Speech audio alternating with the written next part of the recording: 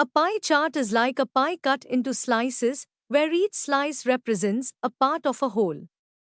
The size of each slice shows how big that part is compared to the entire pie.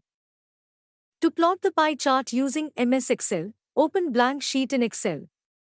After opening the sheet, follow the below steps. Step 1. Write the above data on the sheet as shown below. Step 2. Go to menu and click on Insert. You will see different types of graphs. Step 3. Press Ctrl A to select the data, then click on the pie chart as shown below. Step 4. Choose any one chart from the options provided. The pie chart will appear as below.